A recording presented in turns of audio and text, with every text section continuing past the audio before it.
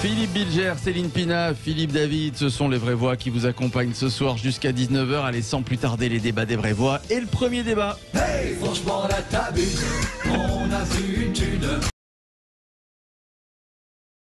C'est pas très sérieux. Nous la faire à l'envers.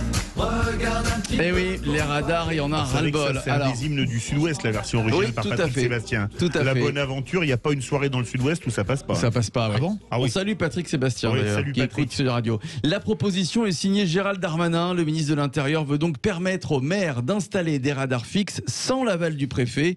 Une proposition qui sera débattue dans une dizaine de jours à l'Assemblée nationale. Évidemment, les associations d'automobilistes sont contre.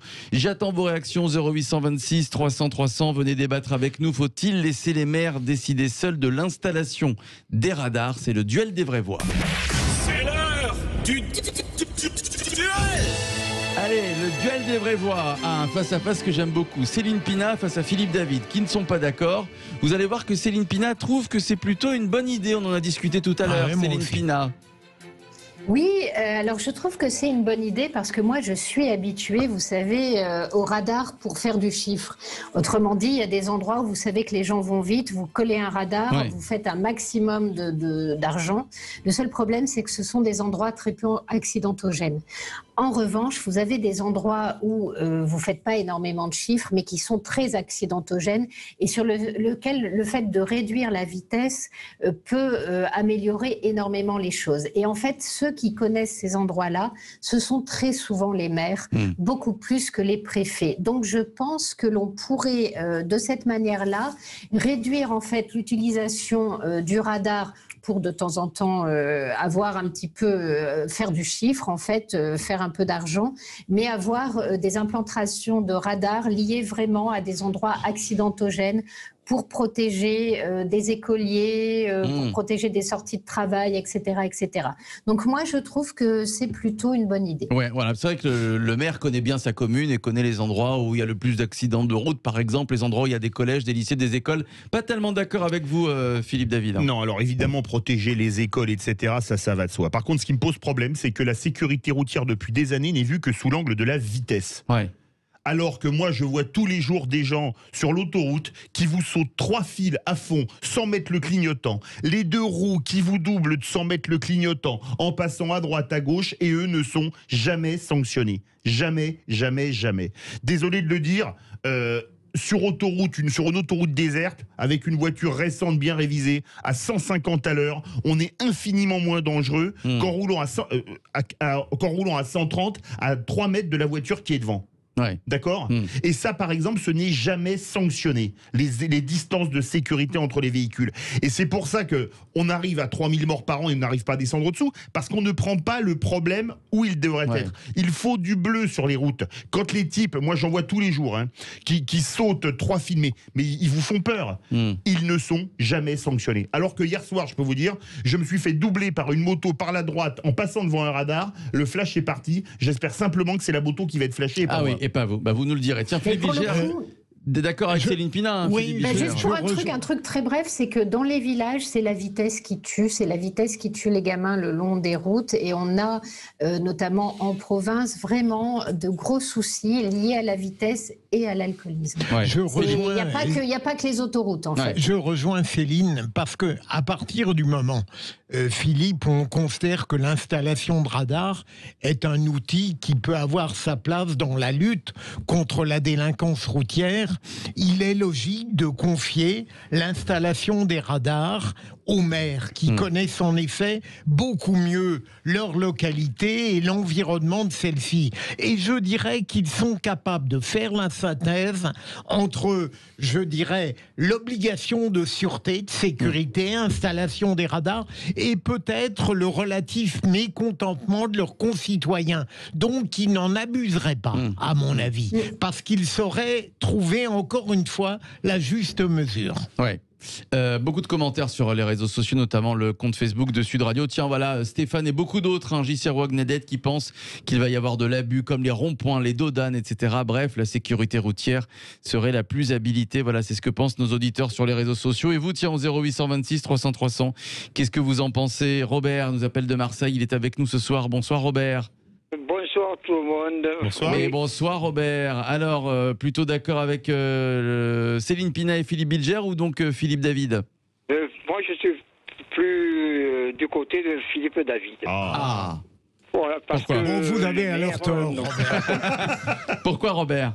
Parce que le maire n'a pas la compétence pour implanter les radars. C'est la prévention routière, c'est tout. Ouais. Voilà, et puis, moi, je suis à Marseille. Il y a tellement de radars qu'on regarde plutôt le compteur Que la route, c'est vrai, c'est pas faux. Exactement. C'est pas faux. Et en plus, si vous voulez rouler à Marseille, si vous dépassez 30 km/h, c'est le grand maximum. Hein. Avec les bouchons qu'il y a, je veux dire, c'est pas la vitesse qui. C'est vrai, va nous comme beaucoup de déranger, villes, grandes villes en France, dont Paris. Non, à Paris, quand on dépasse les 10 à l'heure. Oui, les Là, 10 à l'heure, c'est vrai. Les maires doivent-ils décider seuls de l'installation des radars? Sur le compte Twitter de Sud Radio, vous êtes 62% à dire oui. On va donner la parole à un professionnel. Hein. C'est Yves Cara qui est avec nous. Bonsoir Yves. Bonsoir. Porte-parole de l'Automobile Club Association. Alors Yves Cara, ça c'est sûr, vous faites partie de l'inverse, hein, des 34% de nos 38% de nos auditeurs qui répondent non à la question. On ne peut pas laisser seul un maire décider de l'installation d'un radar. Bah écoutez, je vais peut-être vous surprendre, mais oui et non. C'est-à-dire, c'est beaucoup plus subtil que ça. D'abord, la première chose, ce qui est un petit peu gênant pour tout le monde d'ailleurs, c'est que notre ministre, Gérald Darmanin, a présenté cette solution comme une révolution en matière de sécurité routière. Donc on présente le radar comme une révolution qui serait la solution, avec un grand « la », pour résoudre les problèmes. Malheureusement, hein, si c'était aussi simple, on serait tous très heureux. C'est pas la solution. Mettre des radars partout, on a bien vu que quand ils sont dégradés, comme ces 2 dernières années, eh ben, la sécurité routière augmente et on a moins de morts sur les routes. Donc il n'y a pas une corrélation directe. Mais il en faut de la répression, bien évidemment, mais pas n'importe où. Et effectivement, rajouter des radars, si vous voulez. D'abord, il y a une chose aussi importante, c'est que cet argent des radars n'irait pas dans l'argent dans le budget de la mairie. Donc là, on ne peut pas les accuser de dire de faire de l'argent, de toute façon, si le maire l'implante.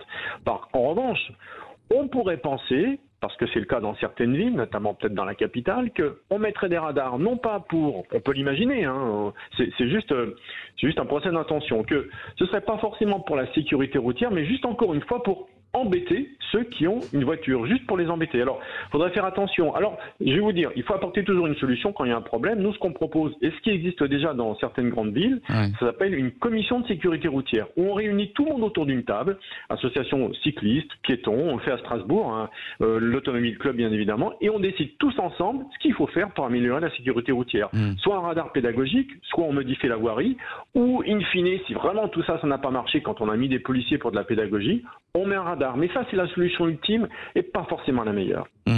Philippe David, d'accord avec Yves Cara, beaucoup plus nuancé que vous, hein, Yves Cara. Non, mais je suis assez d'accord avec lui, mais on revient toujours au même problème. La seule répression qu'il y a en France, c'est la vitesse. Céline disait quelque chose de très juste. Moi, j'ai dû faire pas loin de 2 millions de kilomètres dans ma vie. Vous savez combien de fois j'ai soufflé à l'alcotest? Oui, pas beaucoup de fois. Une fois, 2 fois, vous nous l'avez dit déjà. 4 fois, oui. 3 ou 4 c'est fois. Rien, c'est rien. 4 fois. Mais c'est rien, ça fait une fois tous les 500 000 kilomètres. Vous vous rendez compte? Et t'as gagné combien de fois? J'ai toujours perdu. J'étais toujours négatif, donc j'avais pas de souci là-dessus. Et par contre, pareil, la consommation, il y a beaucoup de gens qui fument du cannabis, on est tous d'accord. Les réflexes sont gravement réduits quand on est sous cannabis. Alors là, test de cannabis, j'en ai eu, je vous l'avoue, zéro. Zéro. Oui, moi, pareil. Oui, mais ça, c'est des contrôles à faire. C'est des contrôles à faire. Est-ce que c'est pas un peu à la tête du client, le contrôle de cannabis, Philippe, non? C'est après un accident corporel, c'est systématique. Mais une fois que le mal est fait. Je voudrais demander à Yves, Cara, je trouve que son idée de commission en elle-même n'est pas une mauvaise idée. Ce que je crains, est-ce que vous ne pensez pas que les intérêts de ceux qui participeraient étant un peu différents tout de même entre le cycliste et l'automobiliste, est-ce que vous ne croyez pas, Yves, qu'on aboutira à une forme d'immobilisme ou de stérilité? Bien Philippe, non, parce que ça existe déjà, hein, ces commissions de sécurité routière dans pas mal de villes. Je veux dire à Strasbourg, où on a notre siège social, on a des bureaux dans toute la France, mais aussi notre siège social est à Strasbourg, ça existe. Et on est autour de la table avec tout le monde, on n'est pas toujours d'accord, on discute, on va enlever les places de stationnement, on dit non, et on trouve un consensus. Mais il est général et on partage les décisions et comme on partage la route. Donc imaginons que les maires... Imaginons que les maires donc, ont la décision d'implanter des radars, seulement c'est la commission de sécurité routière qui décidera et qui aura la décision et qui ne sera pas seulement consultée. Et là, on ne pourrait pas du tout les accuser de juste vouloir emmerder les automobilistes. Oui, ça peut être une vraie solution, ça. Ouais. Eh ben, on va y réfléchir. Yves Cara, porte-parole de l'Automobile Club Association. Voilà la proposition de Gérald Darmanin qui sera débattue le 17 novembre à l'Assemblée nationale. Faut-il laisser les maires décider seuls de l'installation des radars? Vous répondez oui à 62%. Je remercie Robert qui nous appelait de Marseille pour son témoignage. On va poursuivre les débats dans quelques instants. Dans quelques minutes, notre deuxième débat, l'élection américaine. Joe Biden, proche de l'emporter, ça se précise. Le président sortant, lui, multiplie les recours pour contester et recompter les bulletins de vote.